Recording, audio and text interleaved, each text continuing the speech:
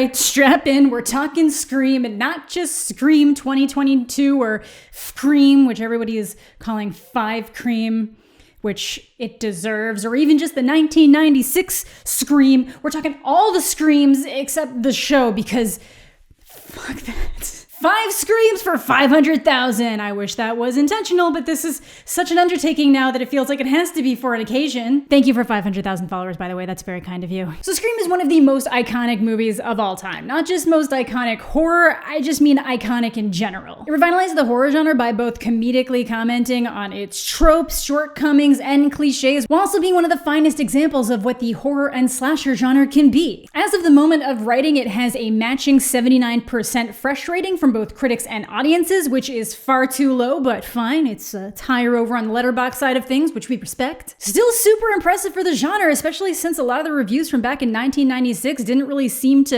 understand what this movie was setting out to do. Like this guy who seems confused at the meta-commentary on the horror genre through comedy when that's literally what it's supposed to be. But here we are just past the 25th anniversary of the original Scream's premiere with Scream 2022, which honestly still upset that they didn't take the opportunity to officially call it Scream, or Scream with the S as a 5 or something, but I get it, they did that with 4 already, and at this point, the meta is to just call things by the original name, but then continue on with the story. The type of movie that this movie lovingly refers to as a requel. Personally, I'm a fan of the fourth movie use of terms like shriekwell and screamake, but it's fine. And if you want a reminder for how sweet Scream 4 is, you need today's sponsor, Shudder. Shudder is your one-stop streaming shop for the best of horror, supernatural, and thriller movies and series. From Shudder originals like Psycho Gorman and the classics like Wolf Cop. Look guys, Ex Machina! For just $5.99 a month, you get commercial-free access to the best of the best like Ginger Snaps and It Follows across all your streaming devices from iPads to Roku. So no matter where you like to watch your horror, Shudder has you covered. And other than the amazing titles I just mentioned, I'd like to recommend my favorite documentary that I watched this year personally, Woodland's Dark and Days Bewitched, which is a massive history of folk horror in movies from all across the globe. So if you're a fan of movies like The Vivitch, Apostle, The Craft, Midsommar, Hereditary, Candyman, and The Lighthouse and want to know more about the creative inspirations that went into building them, this is absolutely the movie for you. With new content weekly and a ton of exclusive, Shudder is the #1 choice for binge-worthy horror. So if you want to try out Shudder for yourself, head on over to shudder.com and use promo code JEDI to get 30 days completely free. So let's start with some spoiler-free thoughts for this new movie and how I feel it stacks up against the others. So this movie had a lot to stack up to for me specifically. I am on the side that Scream 4 is awesome, as in I think Scream 4 is the second best of all the Scream movies. It is one of my all-time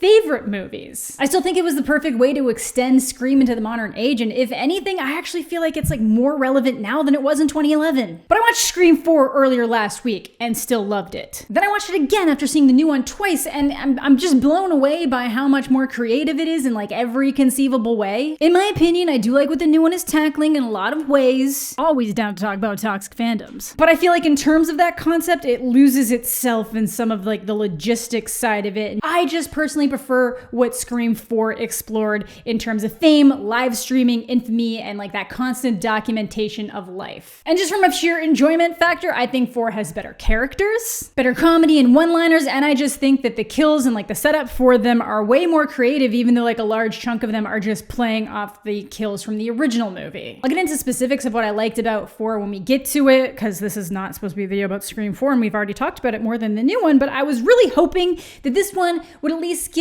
close to my love, or shockingly overtake my love of 4, because you're always hoping for the best. But sadly, I just don't think this one stacks up. I appear to be in the minority there. I don't completely hate it, but I've given it a very lackluster review compared to other people. Though me and Art over from Let Me Explain have the exact same opinion, and he's one of my good friends, so I feel like we might be onto something with the correct ranking order of Scream 1, Scream 4, Scream 2, then Scream 3 and 5. As in, depending on my mood, maybe those flip-flop around. I think that 5 has more going for it, but there are things wrong with 5 that make me want to put my head through a wall. And one of the big things is that I'm not really a fan of the new lead girl or what they do with her character. 3 has the benefit of still largely following those legacy characters, and they included some really fun set pieces where they recreated the first movie's landmarks, so there's just kind of a lot of fun stuff going on there. Really hate the whole we're going to emotionally manipulate Sydney with the voice of her dead mother aspect that actually worked on her. But 5 had full moments of unnecessary emotional exposition that didn't hit and actively had people like shifting in their seats at the movie theater because it just felt like it was dragging on way too long. I saw the movie at 2 different times on opening day and the audience reaction there were the same. And while it's a lot bloodier in some ways and a hell of a lot more brutal in others, the kills are just pretty boring to me and largely lacking creativity. The most ridiculous one is literally nabbed from another movie with the same actress, which we'll get to and I do think was a nice touch, and I enjoyed it, but just commenting. The way these kills play out feels like they're playing into modern slasher tropes instead of trying to like subvert them or be better. Like I'm fine with the brutality, just sprinkle in a little pizzazz before the brutality. Or at least do a better job building up the tension and fear, because I feel like the movie's really lacking there too. I guess you could make the argument that Scream 2022 going for brutal kills that are fairly basic is like a response and commentary on being the opposite of like the modern trend of elevated horror that the movie mentions. But for 1, I feel like that's giving them a little bit too much credit, and 2, there's always room for pizzazz. Anytime the OG cast is on screen, I'm usually having a fantastic time, and that's not just because I'm like this OG purist, it's just because the writing for those characters is better. And while I like some of the new cast a lot, I just can't get past the fact that the main girl just annoys me, and the way that she delivers lines largely feels like an NPC sometimes. I've seen a lot of descriptions using the word wouldn't, which is just what you want from your final girl. So she seemed like the type of person who would have been attacked first, but I'm supposed to be following this person to the end and theoretically through 2 more installments. Little Sister was great though. Jenna Ortega is usually a standout in anything she's in. She's actually in a movie that's coming out really soon on HBO Max called The Fallout, which is about a teenager surviving a school shooting and how that changes her going forward. It just felt really genuine and there's really strong performances that felt authentic. So if it's something you've been interested in, give it a go. Really great performance out of her. If anything, her weakest moments in this movie were the opening scene before it flips to the terror and she's just having the casual conversation with the killer, which is sad because the screen openers are iconic and set the tone for the rest of the film. I think there were some good laughs in this. Some of it was fun, but for every moment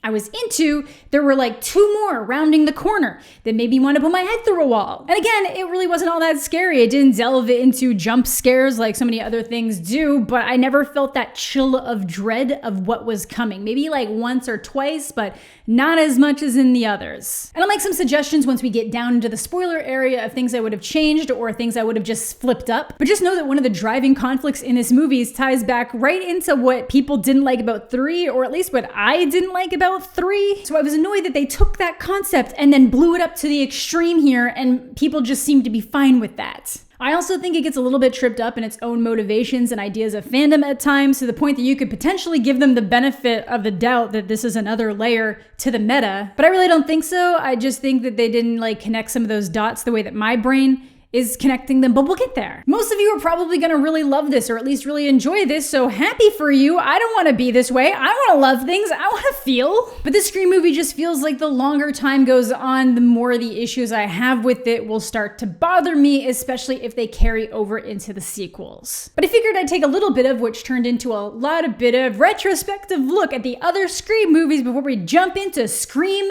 not 5, but 5. So spoilers, obviously. I'm gonna save the big Scream 5 spoiler thoughts until we're actually in that section, so you're safe until that one, but I'm gonna spoil all the other Scream movies a lot right now. It's the millennium. Motives are incidental. So Scream was kind of a cultural reset for horror, even if they didn't realize it at the time. Horror had some gems in the classics and like things that might slip through every now and again. But for the most part, genre films were just seen as lesser and still are to some degree. They're still always snubbed at the awards, even the performances, when a lot of the times they are phenomenal and better than most of the things that end up getting nominated or even who ends up winning. And honestly, back in the 90s, a lot of those judgments were valid. Things that felt fresh and new buried themselves in shitty sequels for teenagers to flock, scream, and laugh at in theaters, or like, even worse, straight to DVD, all following the same set of tropes and rules. There's nothing wrong with that, but there's something about being able to come in and make a commentary on all of those tropes and satirize them as a great black horror comedy while also being a fantastic horror movie in its own right. Lightning in a bottle. And that was Scream. Wes Craven, a man who had already created Nightmare on Elm Street, one of the most iconic horror movies and slashers of all time that did get a bunch of terrible sequels, comes in to direct a commentary written by Kevin Williamson on the exact genre and tropes he helped create. That's fucking genius. And right from the beginning of the movie, our expectations are completely subverted. Instead of some lumbering, silent killer, we get one that literally will not shut the fuck up. An area that Wes Craven is no stranger to with Freddy, but it's still a flip on what's expected. Then for the next trick, the movie cast Drew Barrymore, who would have been the biggest name on the project at the time, with, I'm sure, Courtney Cox kind of bringing up the rear with her time with Friends. But her face is literally the entire poster, and even when they use the ensemble cast, she's still like front and center there. Heavily featured in the trailer, she was very much assumed to be the main character, and she is killed off within the first 15 minutes of the movie in the opening scene, which was actually a suggestion by Barrymore herself. She requested the role of Casey Becker because of how much it would shock audiences to have her out of the picture in the opening scene, and shock it did. She was always annoyed at knowing that certain people weren't going to die in horror movies, that the star had to make it, so by setting her up as the star and immediately removing that comfort from audiences, amazing. But the best part about all that is that it wasn't just some shock factor moment predicated on audience expectations. As much as I love the intro to 4, the opening scene of the original Scream is phenomenal, and none of the sequels even come close to touching it or have ever really managed to match it. To have a conversation between two people stay that engaging before it flips to sinister and chilling is like, holy shit. What do you want? To see what your insides look like. Something I actually noticed in the new one is that Ghostface dialogue doesn't ever really hit the level of sinister as any of the previous installments, especially 1 and 4. And Ghostface's dialogue and delivery is basically what builds tension in those moments and elevates a lot of what's happening. I'm not saying it's completely lame in the new one, I'm just saying it's distinctly less effective at times. How do you know his name? Turn on the patio lights. As funny as Scream can get, this scene in particular sets the tone that, yeah, we know what we're doing on the horror side of things too. It's terrifying. As she's desperately trying to get away, she sees her parents driving back home right as she's stabbed. They walk into the house just as she would enter the line of sight but can't call out to them. Her parents walk into the disaster, and when her mom tries to call for help, she can just hear Casey's choked wheezing on the other end as she's being drugged off to her final resting place, gutted in a tree for her parents to see. It's horrific, it's brutal, it's genuinely tense and terrifying. And we'd already seen her boyfriend get gutted by this point too. I feel like people forget about Steve. Justice for Steve. In the arms of the angel. A thing I always liked in this movie is that as she's bleeding out before getting strung up, is she actually pulls off Ghostface's mask, which as far as I can remember is the only time a victim or potential victim ever does this in the franchise. We're obviously not shown who, but I always assumed that it was Stu because he was Casey's ex. Ooh, spoiler. Either way, phenomenal intro, and the movie steamrolled the box office. It released in December as an alternative to the family movies that typically drop, and while the opening weekend was very lackluster, word of mouth built it up to over $100 million at the box office with strong critic ratings to round out its acclaim. Again, except for the people who were complaining that the movie seemed like it was in on a joke it couldn't stop telling. Yeah, dudes. I'm assuming if you're here, you've seen Scream, but if not, Scream's resident baddie, as mentioned, is Ghostface. A revolving door villain with someone new to don the mask in every installment, but because every Ghostface is basing itself on that original Ghostface, they tend to act the same, which helps keep the whodunit factor going. Ghostface's initial MO is toying with his victims over the phone, always starting off like a wrong number where you might think it's a friend playing around until the tone flips and you get the original serial killer game to save a life, horror trivia. Some kind of joke?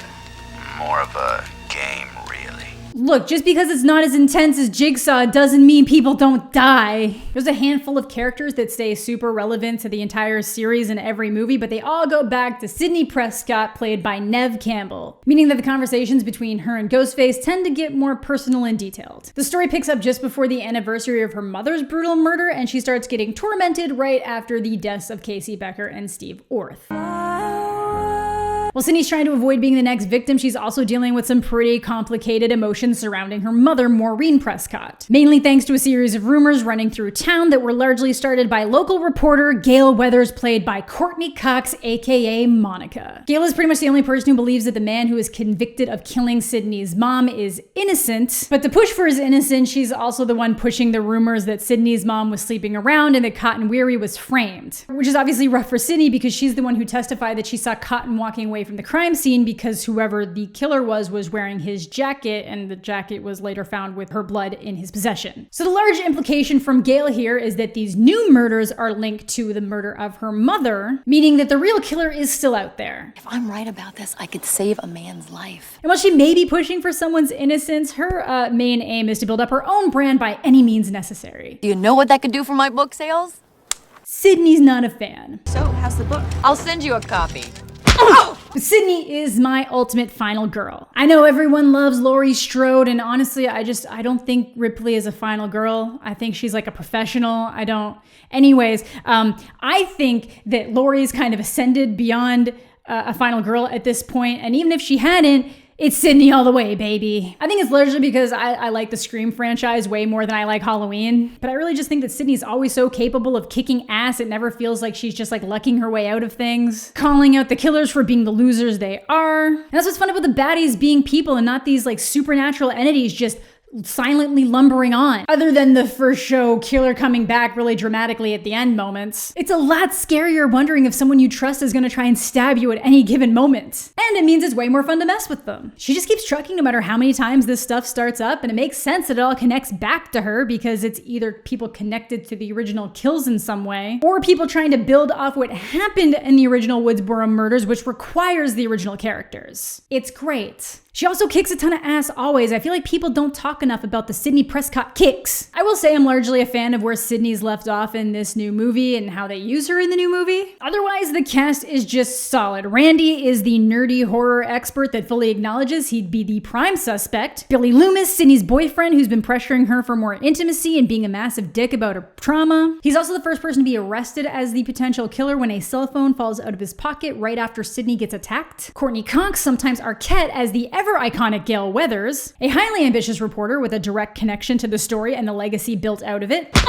If we can consider her a final girl, she's my number 2, always a gem. And of course, Deputy Dewey, David Arquette. Tatum's brother who has a heart of gold, but like a golden retriever, not always the brightest. Great guy though, brave as hell, suffers multiple injuries across the series and just keeps trucking. Rose McGowan as the aforementioned Tatum Riley, who is Sydney's best friend. And Stu Monker, Tatum's boyfriend, played by one of my all-time faves, Matthew Lilliard. So the killer keeps toying with her, and after a series of near misses, her father going missing, and a town in fear, teenagers do as they do and have a massive house party. A party where Randy so iconically lays out the rules for survival. Don't have sex, don't drink or do drugs because it's an extension of that previous sin, and don't ever say, hello, who's there, or I'll be right back. There's a formula to it. A very simple formula! I know the trailer had some different ones. I think it was like, don't answer the phone, don't open the door, don't try to hide, but most of all, don't scream. It all eventually winds down to reveal that there were actually 2 killers. Stu Monker and Billy Loomis. Claiming no real motivation for the killing spree, but that they were the ones who killed Sydney's mom because she slept with Billy's dad, which made his mom leave town, then set Cotton up for the murder. Then they were gonna set up Sydney's dad to go down for this set of crimes while they started working on the sequel. These days,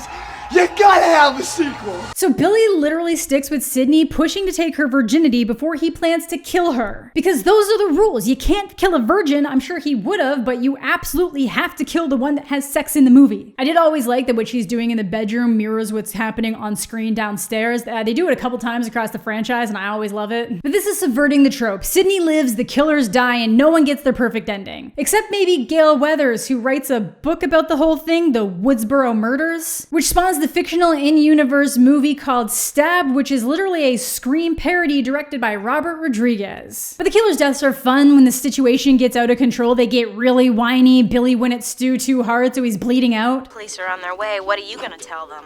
Peer pressure. I'm far too sensitive. Then he gets TV'd to death. Fitting. Then after Billy goes down, Randy comments that this is the moment where the killer comes back for the final scare.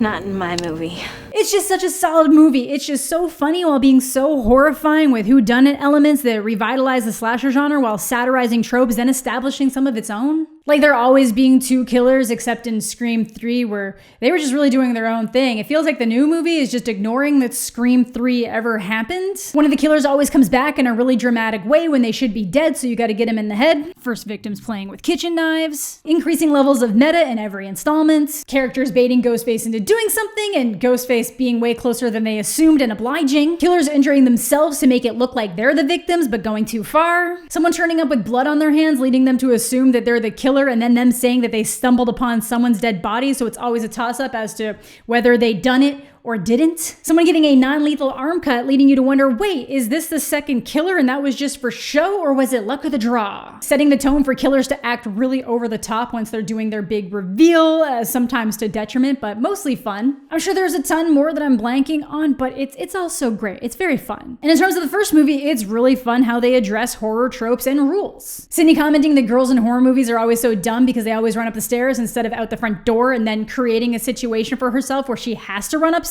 instead of out the front door. Not being able to kill someone if they're a virgin, and then failing at killing someone who literally had sex in the movie, which is always a death sentence. The iconic look behind you scene.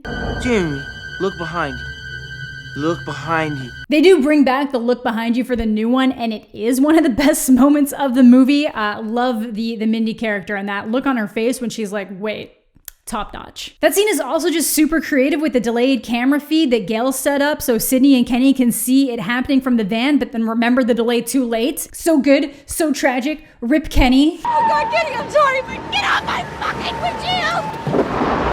Even when they play into trope rules like going off alone and getting killed, the movie just does it so well. Stu asks Tatum to go get beer from the garage, which results in her very brutal death of her head getting crushed in a garage door. We know that logistically this can't happen with garage doors, but I'll allow it. And the movie works pretty hard to maintain some logic. Like Billy's missing for half the party, then the house gets a call about the principal being found strung up dead on the football field, which pushes a lot of the remaining partygoers to go check it out, which clears the stage for the finale. I'm not saying it would play out that clean in reality, but I appreciate the effort here. The movie's also loaded with a ton of references and callbacks to other classic horror movie, and it's never in a way that feels intrusive or affects the viewing experience. It's just things that are fun to notice for fans of the genre. And even when it shows its hand, the movie has a lot of rewatchability. For one, it's just good, but then you can start playing the like who killed who game. Some are obvious, some are confirmed by the writer, and others are still highly debated to this day. I am team Billy killed Tatum, though. By the end, it's just a really fun, smart, scary movie, which is exactly what you want from a slasher, and that's exactly why it revitalized the genre. Doing so well that within 1 year, we had a sequel. Scream 2, one of the best horror sequels of all time. Who'd want to do that? Sequels suck. By definition alone, they're inferior films. I don't know why I changed I just figured if we're gonna do this, we're gonna be a little theatrical. Yeah, the turnaround time on this was so fast that more time has passed in the fictional world than in the real world, and somehow it still works. So Scream 2 follows Sydney and Randy to college, where once again the killings and psychological torture by masked assailants start up just as Sydney is learning to process through her trauma. And even though the movie ends up being really good, it apparently had a bunch of issues on the production side because the script literally leaked, including the killers. And because of that, it went through a series of rewrites, multiple versions, and some things being changed on the day of filming, which actually ends up being a joke in Scream 3. Has there been another goddamn rewrite? The Williamson has said that the final product is what they intended, and the copy of the script that leaked was one of the dummy scripts. You know, the kind of thing that they put around to prevent exactly what happened, which is possible, but considering the script that leaked included a major twist to the real ending, I'd be inclined to believe that it was not supposed to leak. So obviously Scream 2 keeps up with the commentary on horror cliches, but now with a specific focus on sequels, and was also willing to make fun of itself. Horror movies are traditionally very white, which is something that the original Scream was actually called out for. So this movie opens with Jada Pinkett's characters talking about exactly that, horror movies being all about white girls getting hacked up. Then later on, Gail's camera guy quickly realizes what's going on and establishes that guys that look like him don't tend to live long in slashers and bails, which keeps him alive to the end. I read what happened to your last cameraman. The guy got gutted. First of all, he wasn't gutted. I made that up. His throat was slashed. As mentioned, the book Gail writes about the Woodsboro murders, titled The Woodsboro Murders, is adapted into a movie called Stab, which is literally a Scream parody in the Scream movies. The shit that terrorized characters and audiences in the first movie are now propped up for lowbrow horror entertainment and laughs from the in-movie audience. I love it. It's hilarious that the Stab movie cut Steve out of the equation, so Casey Becker is the first death. And I gotta say, the only thing worse than a slasher movie being made almost immediately after the brutal murder of a loved one is your loved one being completely omitted from the script. But Stab's pretty fun. We occasionally get little clips throughout and get to witness Luke Wilson as Billy, find out that David Schwimmer, aka Ross from Friends, was cast as Dewey. And of course, the movie managed a major callback from the first. Thanks, Dewey. With my luck, they'd guess Tori's spelling. Tell us about this part you're getting rave reviews for. Well, I play this young girl, Sydney Prescott. And it's so funny, the movie is loaded with self-references, some that were just funny at the time and others that become funny in hindsight. Just a lot of fun Easter eggs for viewers that are paying attention that don't get in the way of the story being told, like Sarah Michelle Gellar's character flipping through the stations and landing on Nosferatu when she's the vampire slayer. And of course, to really play into the theatrics, the killer starts off his spree at an early preview of Stab, getting Omar Epps through the stall door, which is a great kill, then taking his jacket and going back into the theater to sit next to Jada Pinkett, pretending to be her date for a while before he stabs her. And she specifically wanted a brutal death scene, so she gets it. She gets to like hobble up there with her stomach stabbed before like bleeding out on stage. And because of what the movie is, audiences assume that it was a publicity stunt at first until it's clear that she's actually dead, leaving an easy escape for the killer considering the studio gave out ghost face costumes and masks for everyone walking in. And that's the intro. There's no immediate connection from these people to the main story. Scream 2 is literally parodying itself while establishing something it'll be commenting on. Movie violence. It's a perfect world for Wes Craven to operate in. Someone who often fell on the receiving end of criticism implying that violence in movies affected people in reality. These movies allowed him to play with that idea by showing audience glee at the fictionalized violence flipping to horror when they realize they've actually witnessed something brutal, showing that there is a very distinct difference between the two. So at this point, it's been about 2 years since the Woodsboro murders and Sydney's getting on with life. People are literally prank calling her enough that she has a caller ID thing and is mostly exasperated when she hears Ghostface voices on the other line. And at this point, she's turned to art to confront the things that have happened to her. Though being cast as Cassandra in the trial of Agamemnon might be a little bit on the nose for the things that have happened to her, but it's fine. None of us can avoid our fate, but as an artist,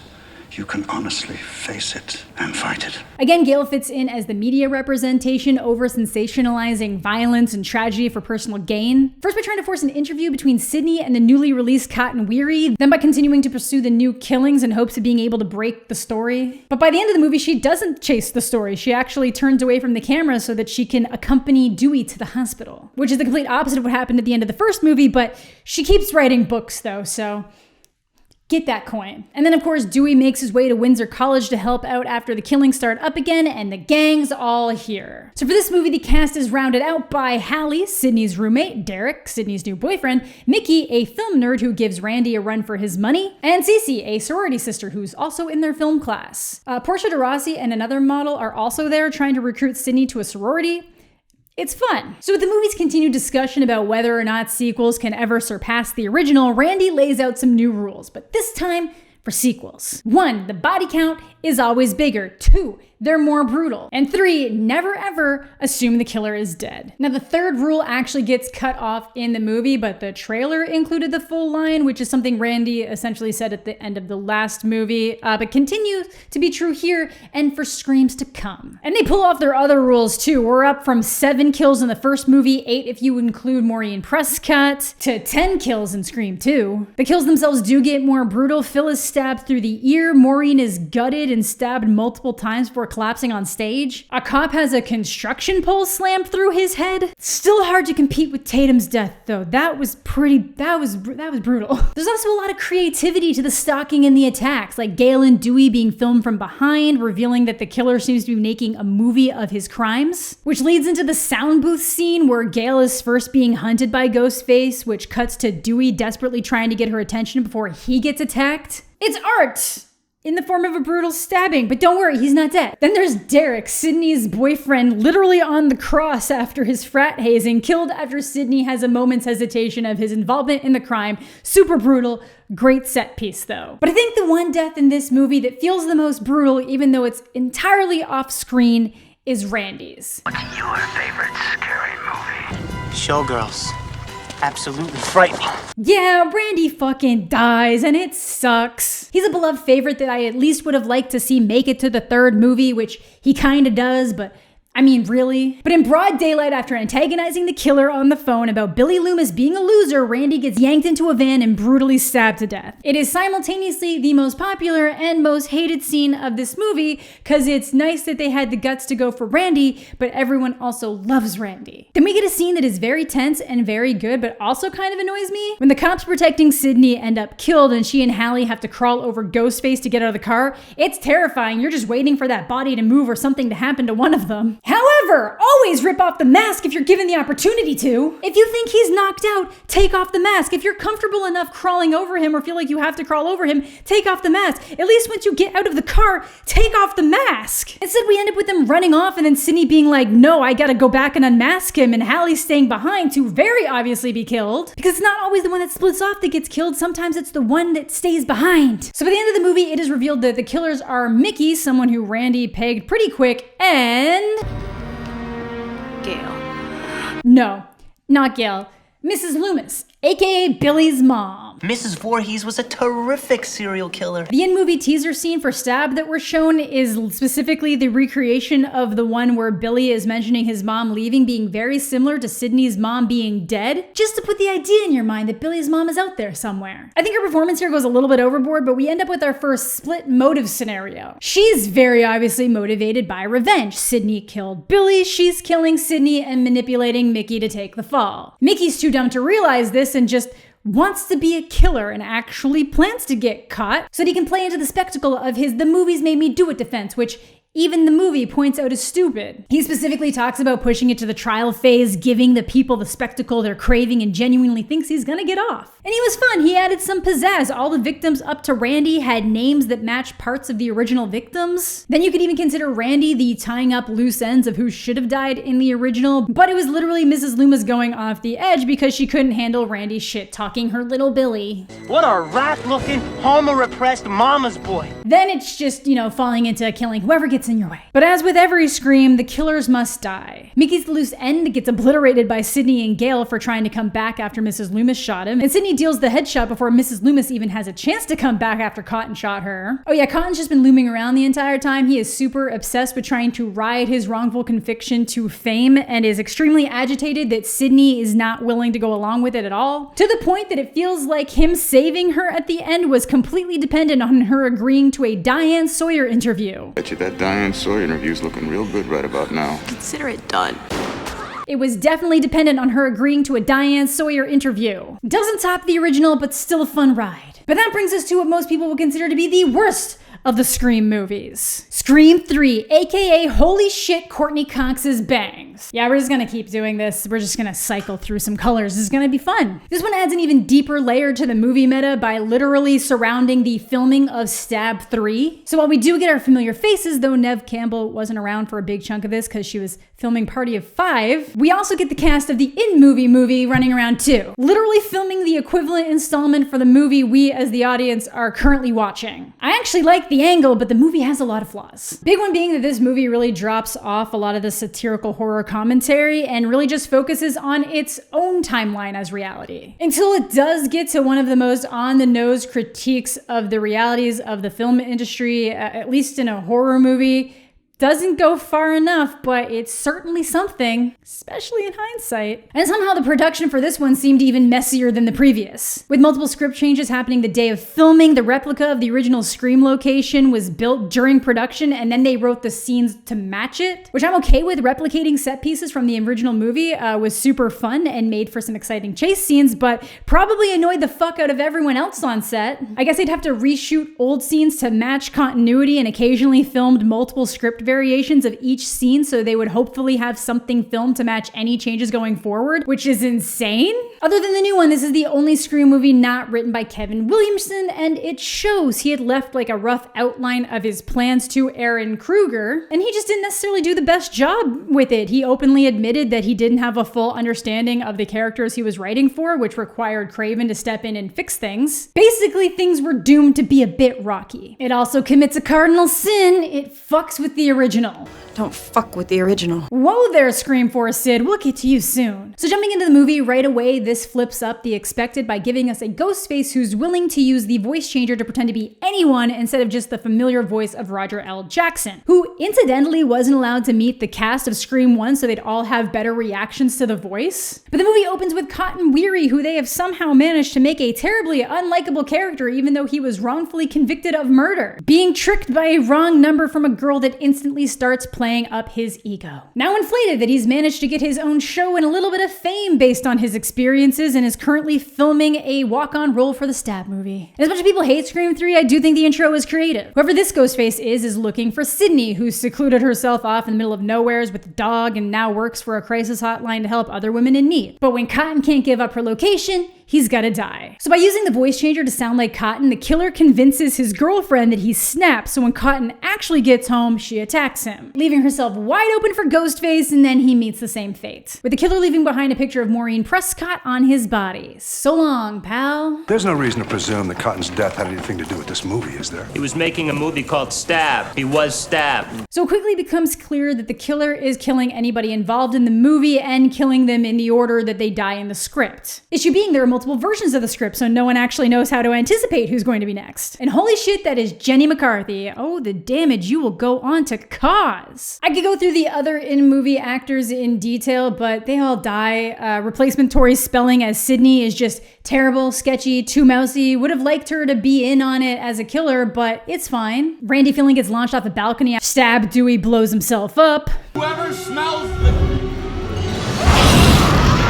The only one that really gets a lot of time with the OG's cast is Parker Posey's Jennifer Jolie. Stabs Gale Weathers, who Dewey is dating while he consults on the movie. Cause if you can't get the original, get the movie version. She tries to stay near Gale so that if the killer does show up, he might be more tempted by the real deal. I love it. So even though he has tragically died, Randy seemed to anticipate his potential demise before the trilogy could complete, and left his sister Martha, big fan, with a tape explaining the new rules for a trilogy. 1, a killer who's gonna seem superhuman, which happens. The killer will be shot multiple times on multiple occasions and keeps trucking before they're ultimately killed. Anyone, including the main character, can die. They say this, but literally nobody important dies. And the past will come back to bite you in the ass. Specifically, whatever you think you know about the past, forget it. Which is what leads us once again to Maureen Prescott and her even more confusing backstory. So this movie is kind of taking a look at trilogies, but one of the other things it's looking at is the way that the movie industry works in general. It's ultimately revealed that Maureen Prescott used to act in a bunch of low-budget B-horror movies under the name Rena Reynolds. And a tragic reality is that a lot of actresses are put into positions where they have to sleep with producers and Hollywood big shots to get roles. I'm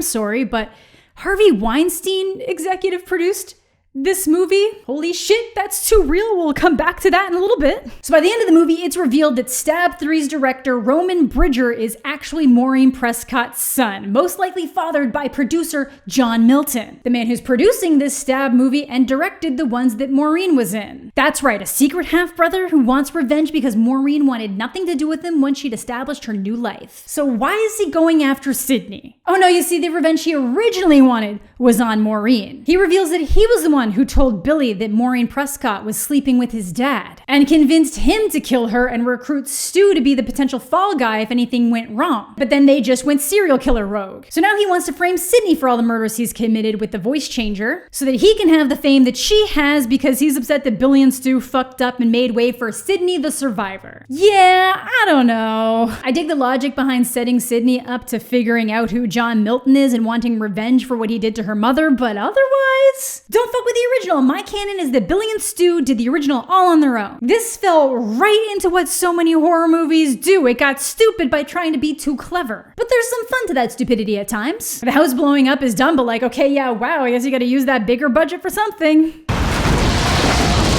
And And even though this one is just largely focusing on like the movie industry itself, there are still some horror subversions. Like when Ghostface throws a knife at Dewey and it actually hits him in the head with the handle, not the tip. The in-movie actor names are all plays on actual famous people, like Jennifer Jolie is a play on Jennifer Aniston and Angelina Jolie. Then there's mentions of Brad Pitt, which was like kind of a premonition, wasn't it? The secret passages in the house were fun to play with as set pieces, but overall the movie falls flat. Other than that, there are some actual cameos like Jay and Silent Bob here, and one from Carrie Fisher who says she's not Carrie Fisher but would have gotten the role of Princess Leia if she had been willing to sleep with George Lucas. Holy shit, people had to know. Someone must have said something. I know Craven butted head with Bob Weinstein a lot in the making of these movies and that Harvey wasn't really involved in this side of like the Miramax things. Holy shit, this feels like speaking out about the industry, but like in a secret way because they had no evidence. Like, I don't know how Bob let this script fly. Basically just kind of leaves it as like it's not enough to have actually made a statement or any kind of like scathing commentary, but it's really interesting to look back at in hindsight. In terms of the movie itself, something that I hated the most was Roman's use of theatrics to try and gaslight Sydney into thinking she's being haunted by her dead mother. I can understand the trauma response of being confused if you think you're hearing your mother's voice on the phone when she's dead, but Sydney's consistently been a no bullshit badass. Getting lippy with the killers, hanging up phones, kicking ass. Her being paralyzed with misery and fear every time this gimmick starts up is stupid. It's cheap, goes against what Scream should be, and matches into a major issue I have with 5, which I'll get to. So they obviously kill Roman, Sydney, Dewey, and Gale once again squeak through, and don't worry Grey's Anatomy fans, McDreamy lives another day. Oh yeah, McDreamy was in this as a detective. He was really sketchy for a bit. I thought it might have been him. And it ends with the door literally left open to continue past the trilogy. And that's all I really have to say about 3. I don't hate it as much as most people. I still actually can have a really good time watching it, but it's certainly not great. But you know what is great? Scream 4, baby! 11 years after Scream 3, a masterclass in Shriekwell Scream-A content. And I don't care which one of you sons of bitches disagrees with me. You have a right to your opinion, I just passionately disagree. I firmly believe that Scream 4 is the second best of all the Scream movies. Yes, it has an expanded, younger cast, but I can't imagine a better way to adapt this to a new age while respecting the original cast and their story, while also giving me Hayden Panettiere. Already earning them an easy 7 out of 10 without taking any of the content into consideration at all. Okay, that's an exaggeration. She is a highlight though, like her character is genuinely a highlight. And the killer didn't call you? No. Does that mean that I'm not gonna live as long as these two? No. Maybe. But this movie has so much going for it. It's just so goddamn creative with its kills, concept, and execution, and the story it's crafted. A story that might have actually been a little bit too early in 2011, but is more relevant today than ever. The desperation for fame, both on the internet and the real world. Constant live streaming on the go, documenting everything you do in daily life. All covered here, and I feel like it plays off the original movie super well and what the killers are doing in the parallel to Gale's ruthlessness and ability to capitalize off tragedy. That thirst to use tragedy for personal gain and money is seen very firmly with Sydney's publicist, played by Alison Brie, who will later be yeeted off of a parking garage, all while regrounding the horror genre that was still working its way through the torture porn gore flicks that blew up in the mid-2000s. Even the kill that got absolutely roasted to bits at the time has a certain charm and ahead of its time vibe to it. Fuck Bruce Willis. But Scream 4 picks up right back in Woodsboro, just before the 15th anniversary of the original murders, where Sydney is ending her book tour for Out of Darkness. The autobiographical self-help book to help others persevere through, well, hopefully not multiple murder attempts, but just the darkness that life sometimes brings. Gotta say though, playing with fire, ending your book tour in the town the tragedy happened during the anniversary week. But this movie has the best intro. Okay, Scream 1's intro is still the best, but like, this is really good. So it starts with 2 popular actors at the time, Sinead Grimes, who I know from Degrassi and you may recognize from the 90210 reboot, and Lucy Hale, who I know from Pretty Little Liars and you may recognize from My Desk. She'll be back, don't you worry, we'll rescue her. Not in this movie though, she's fucking dead. But hey, that's actually just the start to Stab 6, which is being watched by Kristen Bell and Anna Paquin, which is actually just the intro to Stab 7. There's no element of surprise. You can see everything coming. It then cuts to the real world with Marnie Cooper and Jenny Randall watching Stab 7 that included the intro to Stab 6, and the layers of the meta are collapsing in on itself. I think it's great. I love it. Once again, killing a series of famous actors for a sick multi-layer intro that stands out. They need to come back with something strong after 11 years, and I firmly believe they did that. And then the movie just keeps on delivering. So the real movie characters, Marnie and Jenny, die in very similar ways to Casey Becker and Steve Orth. Marnie gets killed and launched through a window, then Jenny gets brutally stabbed, with some updating, just like stay away from garage doors and Scream. Again, Ghostface back in full form. I don't necessarily think he's been this scary since the original, and I love it. What did you do with Marnie? She's on the cutting room floor, and you'd better start running. So other than Dewey, Gale, and Sydney being back, we have the new generation. Jill Roberts, played by Emma Roberts, but I guess the role originally was going to Ashley Greene, aka Alice from Twilight. I'm telling you guys, it's all connected. But Jill is Sydney's younger cousin, who's obviously seen as a prime target when the murders pick up again. Mainly because she gets a call from Ghostface. Also, props for this being the first time that anyone's thought to put the killer on speakerphone. Kirby, Jill's best friend, major horror nerd, and my queen. It was the killer's voice. From Stab? Or, I mean, you know, from your life. I'm gonna chill, I'm sorry. Olivia, the hot chick neighbor who also got a call from Ghostface that morning. Robbie and Charlie, the guys who run the school's horror club. Robbie also constantly live streams things going on in his life, which was very ahead of its time in 2011. Like, live streaming was a thing, but not live streaming on the go like that. Deputy Judy, seemingly obsessed with Dewey, therefore Gale's nemesis because they're married. Jill's mom, who would have been Sydney's mom's sister. And Trevor, Jill's asshole ex-boyfriend who's desperately trying to get her back. As mentioned, it is the 15th anniversary of the Woodsboro murders and obviously the first Scream movie. And there's some modern rules for these killers who seem to be making a remake. The goal of a good remake is to outdo the original in some way if possible. And while the first Scream is untouchable, I do think this one manages to outdo certain moments from the original. Big one being Olivia's death scene. She's supposed to be the resident hot girl Tatum stand-in, and boy is it brutal. It also has to be one of my favorite Ghostface toying with someone moments in any Scream movie. Kirby and Jill are watching Shaun of the Dead, houses being patrolled by cops, including Adam Brody, who I just love seeing every time his little Seth Cohen face pops up in a movie. But all too soon, the killer calls, but from Trevor's phone, convincing Kirby that he's in the closet before we get... I'm over this. I never said I was in your closet. Let's fucking go! So good, so very brutal story, Olivia, but like so much more creative than anything that 5 ventured to dare to attempt. I also love that Sydney has no hesitation running into that house without a weapon, but it's obviously too late and she gets her first call with the new killer. Welcome home, Sydney. A killer who wants to point out that she's not the star anymore. This isn't a fucking movie. It will be. Now obviously Gale wants all over this. For one, she's dealing with major writer's block and this is her area. And 2, she's been involved in every single one of these events with Dewey. But now that he's sheriff, he has to try to keep her out of it, something Deputy Judy is working real hard to maintain. Are you familiar with the phrase, I wrote the book on this? So she's obviously gonna brute force her way in on this like only Gale Weathers can. And she does this by getting in with the resident horror nerds. Olivia Morris, who officially will never go out with me, is dead. So with the new continuation, we got a new set of rules. Specifically, remake, reboot rules. The unexpected becomes the expected, and the subversion becomes the new standard, thanks to things like Scream. So this means the only current established way to survive is to be gay. In an attempt to outdo the original's ending becomes the remake's false ending, so the upcoming Stabathon isn't the final location. 3, the killer is always behind you, except when he's in front of you. And a 4th rule that we'll reveal later. So the Stabathon scene itself is pretty fun. I love the idea of having a massive Scream watch party with a bunch of big old fans drinking alcohol. But Gale obviously knows that this is the most logical place for the next kill to take place, so she sets up some live feed cameras just like she did all the way back in Scream 1, but someone was clearly watching her and sabotages her cameras. Now this is a prime example of Dewey not being bright. He's really gonna question Gale's logic on the killer potentially showing up at the Stabathon party when there's a killer literally recreating the original murders from 15 years ago. A bigger golden retriever than Sydney's in Scream 3. Up here.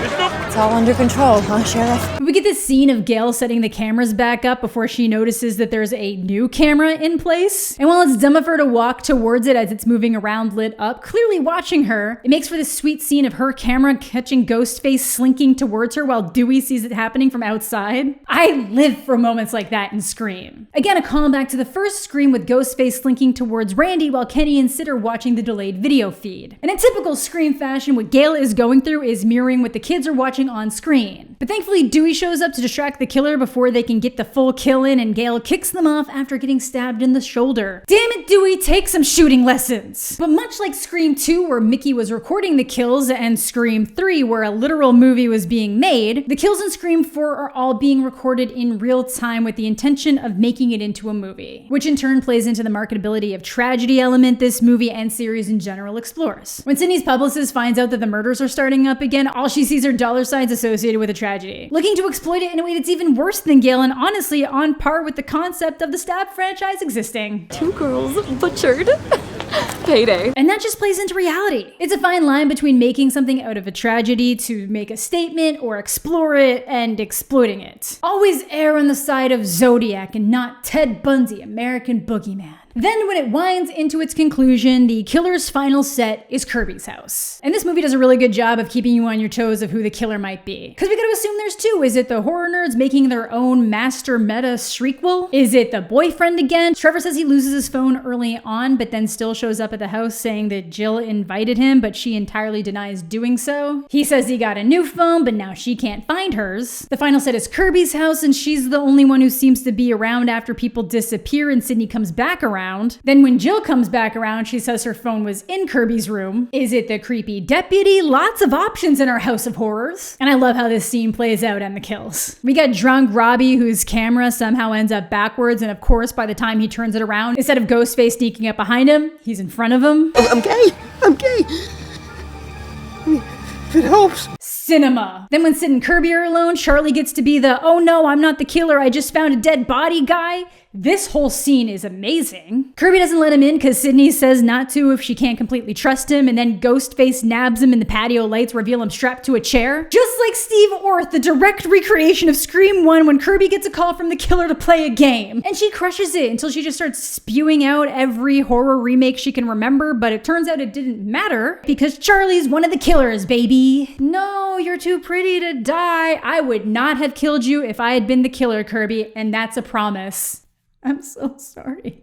I need little moments like this to make it through. I've been recording for 3 hours. Now, she was a fan favorite to come back because everyone liked her and you never actually see her dead. But when Reggie's on YouTube in the new Scream, you can see that Bloody Disgusting was interviewing a Kirby Reed. So she's out there just not in this movie. It's fine, Hayden, I don't want you in this new one anyways. But oh man, I love the bait and switch here. Kirby genuinely feeling horrible that she can't let him in, and the horror of thinking she was wrong. The desperation of trying to save him before he stabs her. Art. Cinema. These are the moments I'm looking for. It's also a good callback to Billy pretending to get stabbed in the first Scream to manipulate Sydney more. It's just great all around. But it's time for the big reveal. Jill was the other killer and mastermind, which makes Kirby's opening line a lot more fun. Hey, before you get in the car, you have to promise not to kill me.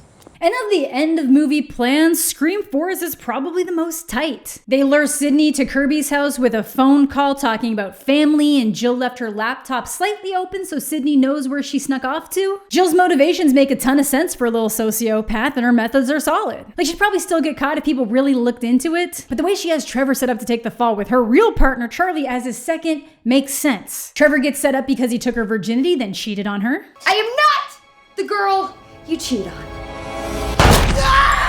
Shoot him in the dick! And Charlie's just convenient, I guess. You said it, Charlie Billions do.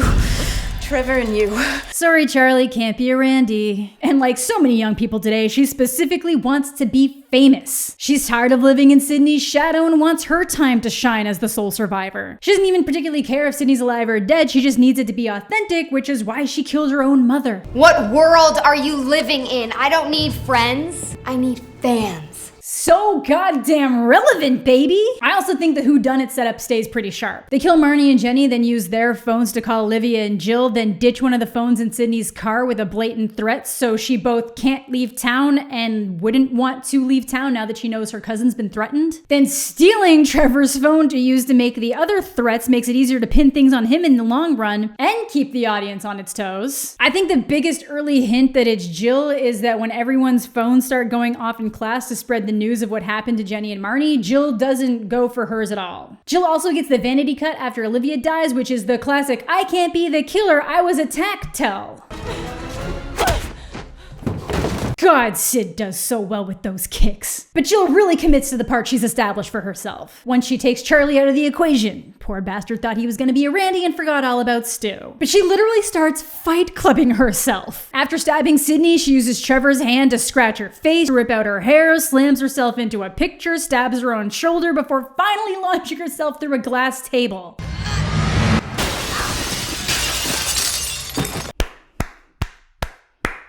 But that's the beauty of the ultimate final girl, Sydney Prescott. She ain't dying. It's still touch and go, and they think Sydney just might make it. Which means that the final fight is taking place at the hospital. And she just might have managed to kill Sydney if Dewey hadn't gone to talk to Gail. And mentions that Jill said they could have matching shoulder wounds. Why, she was stabbed in the shoulder?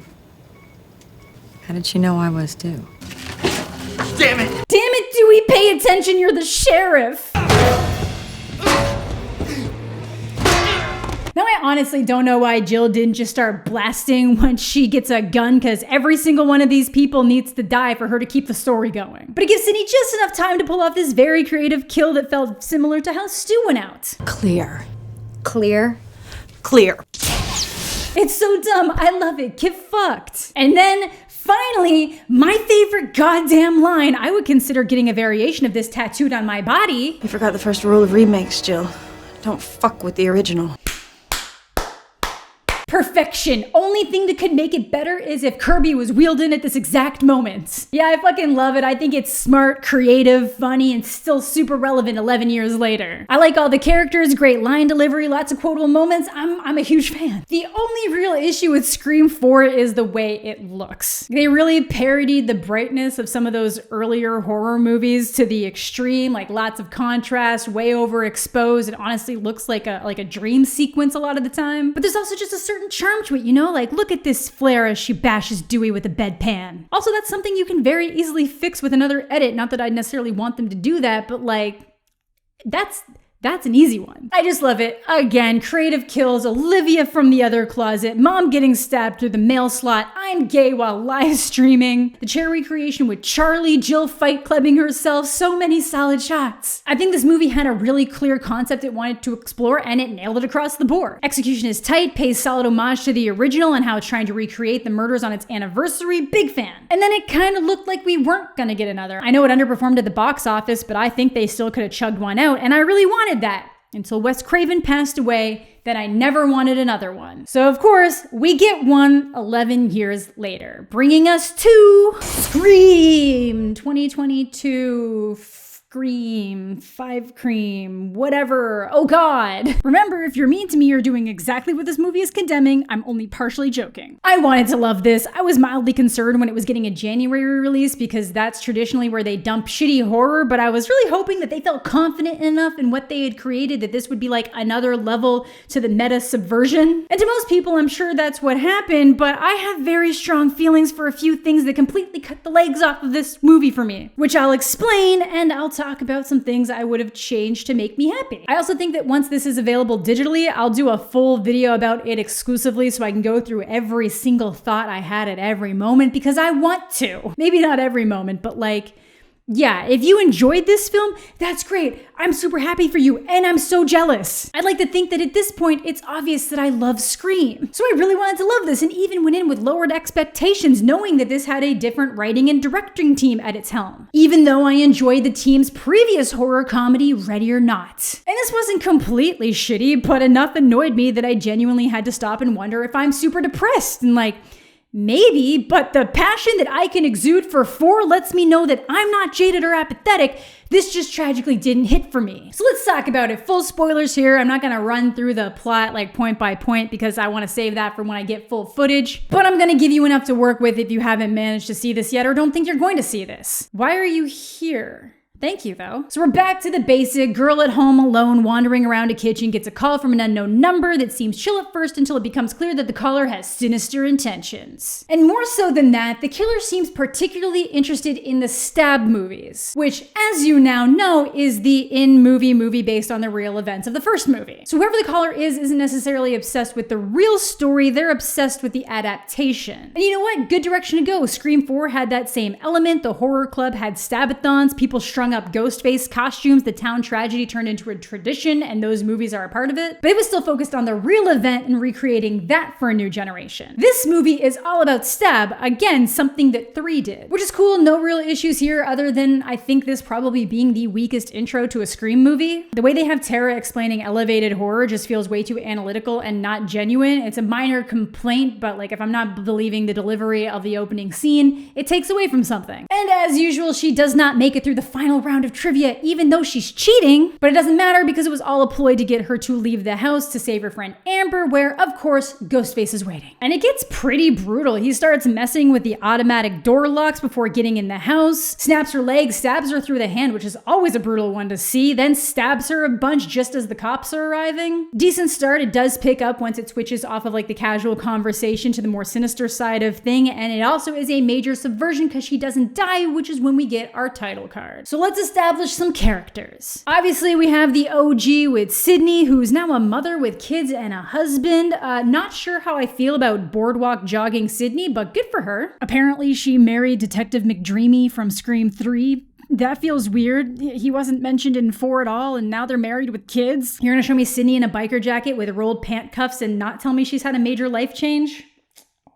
She had an Indigo Girls poster in the first one, come on! Gail has her own morning show in LA, but Dewey's not doing so great. He's living in a trailer, was asked to retire from the police sport, left Gail because he couldn't cut it in the big city, but the best part of his day is watching her morning show. Jesus Christ, Dewey, you poor bastard. Literally texts her to stay away because the killer is back, then follows it up with, "Hope you've been doing good, smiley face." He also gets roped into this insanity again as an expert, but if I was being hunted by Ghostface, I'd probably be looking to call Gail's PR people. But we get a couple of surprise legacy returns with Deputy Judy, who is now Sheriff of Woodsboro, and Martha Meeks, Randy's sister, is back. And our lead is Sam, someone who moved away from Woodsboro and mostly cut full contact with her family, and as mentioned, not really a fan of her. Don't think she was really the right choice for the role because she just comes across as like an NPC character and, as a lot of people are saying, very wooden. And then on top of that, I hate a major aspect of her character. I'm used to Final Girls getting caught up and being a little bit more dull than the supporting cast in Scream movies, but like this is just a bit much. Tara, played by Jenna Ortega, Sam's high school age sister who gets attacked in the opening scene, bringing Sam back to town, and she's also acting circles around Sam even though she can barely move. Her best friend Amber, who Ghostface threatened to kill in the intro after apparently cloning her phone to text as her, and she seems very defensive of Tara in a weird way. Sam's boyfriend Richie, played by Jack Quaid of The Boys, not at all familiar with the stab movies and just along for moral support. And what up, 13 Reasons Why and Wallows fans? It's Dylan Minnette playing Wes, which is obviously an homage to Wes Craven, but he's Judy's son and seems to have a little bit of a crush on Tara. The twins, Mindy and Chad, the niece and nephew of Randy himself. Big fan of both these characters, but especially Mindy, who becomes this movie's Randy. And Chad is just one of those fun jocks. Chad's girlfriend Liv, who apparently hooked up with this guy Vince at some point, played by the man himself, Kyle Gallner, who was in Jennifer's Body and a lot of other things. Big fan of Kyle. He was in one of my favorite movies of 2020/2021 called Dinner in America. And even though this movie establishes a clear obsession with the stab movie itself, the idea is that the killer is trying to provide real-world inspiration to make a better installment as a requel because fans hated Stab 8 so much. Meaning it has to be part of an ongoing storyline while introducing new characters, but they have to be supported by and related to original characters. Basically bringing it back to basics while reinvigorating things. Oh, I'm sorry, was that the description of Scream 4? Did Did we already do this? I'll be fair, the new characters all die in Scream 4, so there's nowhere to go with the new people, and this one leaves some survivors. But in terms of those related characters, we have Wes as Judy's son, Mindy and Chad are Randy's niece and nephew. So what possible connection is left? Well, it sure is a stupid one. I could have given it a pass if they weren't so goddamn extra with it. So in a really drawn out scene of Sam explaining to Tara that she found a bunch of their mom's old journals in an attic, she reveals that the reason that Tara was likely targeted is because Sam is the secret daughter of Billy Loomis. Which, fine, let them have it. What I won't let them have is her having hallucinations of his shot up, stabbed body in reflections. It's like Jodie Foster in Silence of the Lambs when she keeps having flashbacks of her dead father.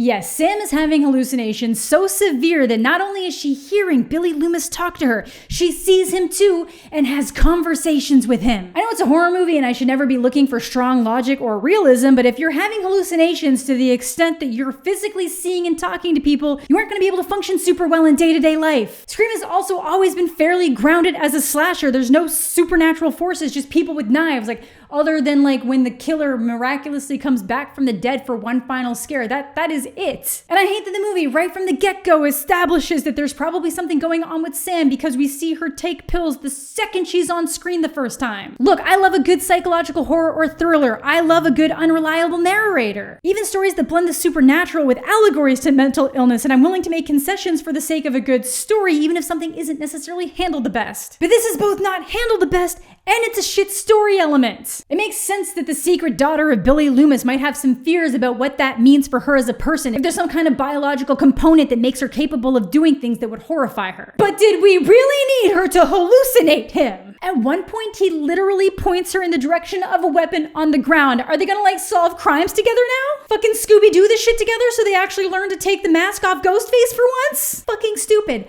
I hate it. Scream 3 had a secret sibling that changed the original's narrative and pissed people off. And it had stupid flashback manipulations of Sydney with Roman using the voice changer and body bags, which was fucking stupid. And this is some horrific combination of both. So right there, a major plot point of our main character has lost me to the point of wanting to put my head through a wall every time it's on screen. If this was supposed to be their element of elevated horror, I need to have a chat with them because it also doesn't feel like they're intentionally making fun of elevated psychological horror here either. It just feels fucking stupid. I'm losing my mind. Why are people just accepting this? But she's not the only one connected to the original killers, bringing us to what is the first kill in this movie, Kyle fucking Gallner. Brought this man in to be a creep for a couple scenes before Ghostface pops him in the neck. So what's his connection? Well, his mom is Stu Macher's sister. Really should have just called this one Scream Family. But as always, new installment means new rules. 1, never trust the love interest. 2, the killer's motive is always connected to something in the past. 3, the first victim always has a friend group that the killer is a part of. And 4, anyone can die in a requel. And unlike 3, these rules all actually apply. And the characters catch on to the general idea of what's going on pretty quickly thanks to Mindy. That the attacks are connected to the original kills and it seems like they're making some kind of requel because they hated where the Stab series had gone over the years. That all these characters are essentially being used as an elaborate fanfiction plot. So that's what this movie is doing, commenting on toxic fandom, which I don't really think applies to the horror genre to the extent this is suggesting. Because as far as I know, no one in a hated horror sequel or reboot or remake has ever been harassed to the extent that people in sci-fi and superhero flicks are. It's basically taking the toxic fandom surrounding Star Wars and applying it to the fictional Stab series. Probably because Scream 4 already covered the reboot remake issue. They even made a joke that the guy who directed Knives Out directed the 8th Stab movie that everyone hates, and Rian Johnson is the director of Knives Out, who also directed the 8th installment of Star Wars, which is still being ripped apart, and actors on the project were brutally harassed just because of the fictional characters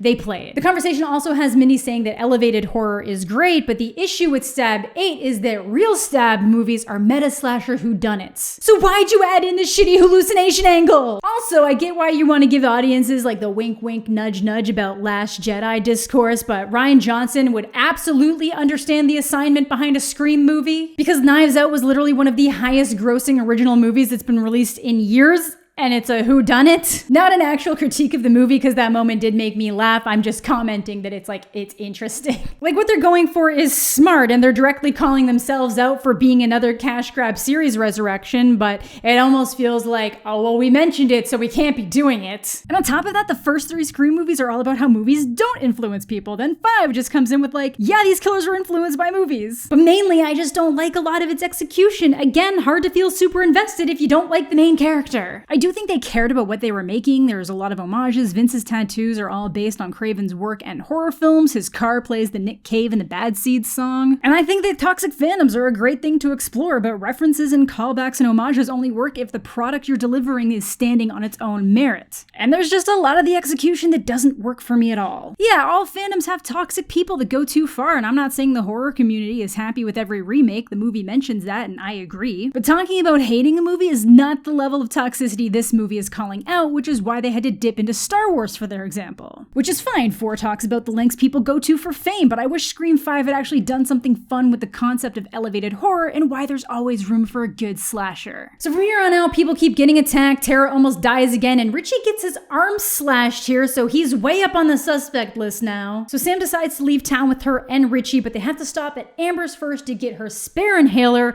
where there is conveniently a party happening. As usual, there's a bunch of back and forth on who the killer might be, who's gonna die next, people saying things they shouldn't. I'll be right back. He's dead. But I gotta say, Chad not wanting to go upstairs with Liv because she might be the killer and then like frolicking around in the woods trying to track her down when she's not answering him.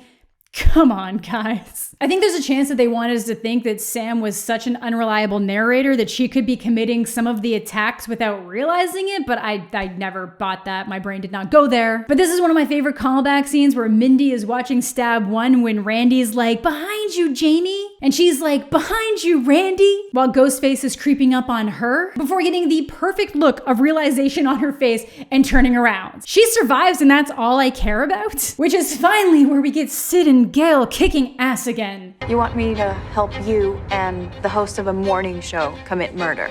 Correct. Yeah. Love the leather jacket, Sid. So it turns out the killers are Richie and Amber, 2 Stab fanatics that met on the Stab subreddit. Amber became obsessed after her parents bought the house, which happened to be Stu Macher's old house, which somehow no one points out or seems to know until like Sydney and Gail realize, like, how could Mindy not have known that? But before we wind into their motivations, the Dewey death. I had avoided all trailers and teasers for this movie, but still saw whispers years ago that Dewey was most likely being offed in this movie. And I'm not sure how I feel about that. Scream 4 set up that we'd likely be walking some of the OG cast out to make way for new blood and then subverted that. And then this movie actually goes for the old blood. And it's a mixed moment, especially when you realize that Amber was the one that did it. Somehow this tiny child was able to skewer Dewey with 2 knives, stomach to back, and then pull up after being shot a bunch. Even if she was wearing a bulletproof vest, which she had to have been, she'd be struggling. I know the killer always has the same stature and a little bit of like an overpowered quality while they're actually in the suit, so you can't start making guesses, but could have at least had it be Richie make this kill. Also, at this point, Dewey should know well enough to instantly go for the head or at least rip the mask off. I also hate that it's him getting a call from Gail that distracts him for the split second Amber needs to kill him. Like, I know Dewey's not always the brightest, but I would have thought that maybe by the 5th one, he'd learn, but luck ran out. He did die saving people, but Jesus, I was hoping for something more here. I was really hoping that it wouldn't be the result of him being dumb. Also, this is the moment where it really seems like Richie would be involved because the way he looks at like Amber's body on the ground after she was shot and thinks she might be dead, it's a look where it's like, oh no, I have to keep acting, but is my seemingly underage girlfriend dead? Oh my God. Okay, let's keep going. We're almost done. Like, seriously, they're supposed to be dating, but she looks 12 and I feel uncomfortable. Which slides me back into the motive and plan. And their plan was to set up Sam, the secret daughter of Billy Loomis, as the new villain out to get revenge on Sidney Prescott for killing her father. And I can absolutely get on board with the idea that they would want to provide filmmakers with some fresh inspiration to do things right with future Stab installments. That's That makes sense. But they're stab fanatics, which means they should have the utmost reverence for the original movie and story, and therefore the people that inspired the original movies. So would they not idolize the trio? I have a hard time believing that their method of creating a win for the fans would involve killing off the original trio, even with Amber saying that it was to make it more legitimate, so it wouldn't be like every other sequel. Either way, this isn't Stab, this is Scream, and Sidney Prescott is not fucking dying, and neither is Gale Weathers. You ready for this? Team up, baby. So it's time to kill the killers. And even if this is a literal repeat of how this actress died in Once Upon a Time in Hollywood, it was fun that they set her head on fire via hand sanitizer and a gas stove. But for Richie, they try to flip up the iconic Scream 4 line when Sam says, "Never fuck with the daughter of a serial killer," and stabs the shit out of him. Like, I appreciate the brutality here, but like, guys. Fun ending though. Still not at all a fan of Sam, but I'm glad we got another Cindy Gale team up, and happy that Mindy and Chad are both still alive. But holy shit, ending it with her seeing Billy's smiling face of encouragement and a reflection with her medicine popping out of the back pocket of her skinny jeans. I'm going to put my head through a wall, right through this desk. This desk. I hate it. I hate it so much. Had someone near and dear to me point out this potential meme template. By the end, it almost feels like I am now a Richie because I'm angry at the hallucination angle, and you'll be a Richie if you rage at my opinions. We're all fucked. Just to round out some other thoughts. I said that a lot of the kills in this largely lacked creativity. So let's go to a scene that is both one of my favorites, but also one I instantly could have made better, at least in my mind. So there's a scene where Judy is rushing home because the killer is taunting Wes, and we assume he's gonna get psychoed in the shower. But as she's running up the steps, she gets stabbed, which is a pretty common tactic with this ghost face. Then it cuts back to Wes getting out of the shower, and it does a ton of door opens and like fridge opens and like passing through hallways and opening and shutting things, and typically things that you expect someone to be there, but then like Scream also subverts it a lot of the time. So then they just do that a bunch until the front door lightly opens. And instead of opening it, he just pushes it shut, and then when he turns around, he gets stabbed through the throat by Ghostface. But how horrifying would it have been if Ghostface wasn't the one that opened the door, but it was actually Judy who had mustered up just enough energy to get the door open before collapsing, just to have her own son close the door on her without realizing. Now that would be an intense moment. He's just like waiting around for her to come back with sushi before the cops descend on the house. I just think that would have been great. Leave Wes alive, I say. You just killed off the homage to the dead director. Come on, guys. Another big thing is that I would absolutely pull back on the story of how Sam figured out that Billy was her father. If that's the angle you want to explore, even though secret family member was already done, fine, but like the reveal was just way too drawn out and should have just been covered in a better way, like as the story was progressing. And as much as I hate to say it, Gale and Dewey's conversation felt like a time to fill you all in on what's been happening for the last 11 years. But like, I don't need a full conversation about him leaving in the middle of the night, and if you're gonna do it and fill people in, which is fine,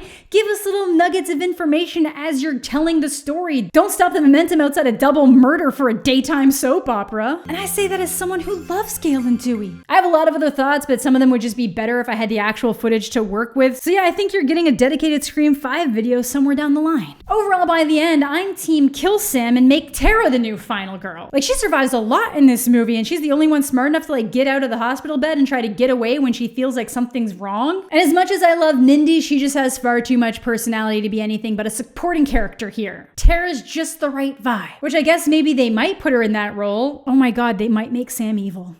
But that is gonna do it for today's video. I somehow feel like I haven't said enough, but I've been recording for about 4 hours now, and I get to edit this while attending a film festival. What did I do? Again, I realize that I am in the minority when it comes to this movie, so please let me know what your thoughts are. I'm happy that people are loving this. But thank you all so much for watching. Thanks again to Shudder for sponsoring the video. Thanks as always to my Patreon supporters. Subscribe to the channel if you're new, leave a like on the video if you're into that kind of thing. I hope you're all having a fantastic day. I think I'm mostly okay, and we'll catch you all later.